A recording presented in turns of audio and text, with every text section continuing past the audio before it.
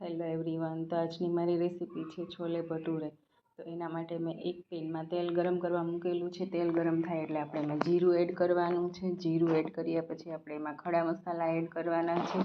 ખડા મસાલા ફૂટે એટલે આપણે એમાં ડુંગળી, લસણ ને ટામેટાની પ્યુરી એડ કરવાની છે। પછી બરાબર મિક્સ કરીને એને સાંતળી લેવાની છે। આપણી પ્યુરી સંતળાય ત્યાં સુધીમાં આપણે એક પેસ્ટ બનાવી લઈએ। મેં હાફ ટીસ્પૂન હળદર પાવડર લીધો છે, 1 ટીસ્પૂન લાલ મરચું પાવડર, 1 ટીસ્પૂન ધાણા જીરું પાવડર, હાફ ટીસ્પૂન ચાટ મસાલો, હાફ ટીસ્પૂન ગરમ મસાલો અને સ્વાદ મુજબ મીઠું એડ કર્યું છે। પછી આપણે મસાલામાં થોડું પાણી એડ કરીને એની પેસ્ટ બનાવી લેવાની છે। તો આપણી પેસ્ટ હવે રેડી થઈ ગઈ છે અને આ બાજુ આપણી ગ્રેવી પણ સંતળાઈ ગઈ છે। તો આપણે હવે એમાં પેસ્ટ એડ કરી દેવાની છે મસાલાની। પછી બધું બરાબર મિક્સ કરીને થોડી વાર માટે કૂક થવા દેવાનું છે। તો તમે જોઈ શકો છો આપણી ગ્રેવી મસ્ત કૂક થઈ ગઈ છે। તો હવે આપણે એમાં બાફેલા ચણા એડ કરવાના છે। તો હું છોલેમાં દેશી ચણાનો જ યુઝ કરું છું।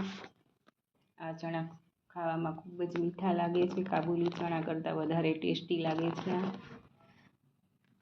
તો તમે જોઈ શકો છો આપણી છોલેનું સબ્જી રેડી થઈ ગયું છે અને હવે આપણે ઉપરથી એમાં લીંબુનો રસ એડ કરીને બરાબર મિક્સ કરી દેવાનું છે। તો તૈયાર છે આપણા છોલે। હવે આપણે ભટુરે માટેનો લોટ રેડી કરીએ। તો એના માટે મેં 2 વાટકી મેંદો લીધો છે અને એમાં 3 ચમચી રવો એડ કર્યો છે। સ્વાદ મુજબ મીઠું એડ કરવાનું છે અને 1 ચમચી દળેલી ખાંડ એડ કરવાની છે।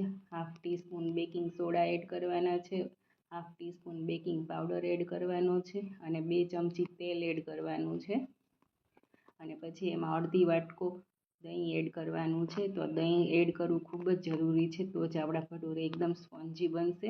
પછી બધું બરાબર મિક્સ કરી આપણે પાણીથી લોટ મીડિયમ કઠણ એવો લોટ રેડી કરી દેવાનો છે અને આ રીતે એને મસળીને એકદમ ચીકણો બનાવવાનો છે લોટ। પછી આપણે એમાં તેલ એડ કરીને ફરીથી પાછો થોડી વાર માટે મસળવાનો છે। એકદમ ચીકણો હોવો જોઈએ આપણો લોટ।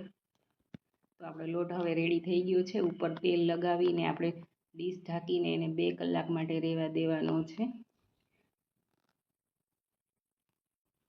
તો 2 કલાક પછી આપણો લોટ રેડી થઈ ગયો છે। તો આપણે હાથની મદદથી જ આ રીતે ભટુરેનો શેપ આપવાનો છે। પછી ગરમ તેલમાં આપણે ભટુરેને તળી લેવાના છે અને ચમચાથી આ રીતે આપણે ભટુરે ઉપર તેલ એડ કરવાનું છે, જેથી કરી આપણા ભટુરે ફૂલી જાય। તો આપણા ભટુરે એકદમ મસ્ત ફૂલી ગયું છે અને તળાઈને રેડી થઈ ગયું છે। તો આપણે હવે સર્વિંગ કરી દઈએ। તો તમે જોઈ શકો છો એકદમ સોફ્ટ ભટુરે રેડી થઈ ગયા છે અને અંદરથી એકદમ જાડી પડેલી છે। તો તૈયાર છે આપણા ભટુરે। તો તમને મારી છોલે ભટુરેની રેસીપી સારી લાગી હોય તો લાઈક, કોમેન્ટ અને શેર ચોક્કસથી કરજો। Thank you.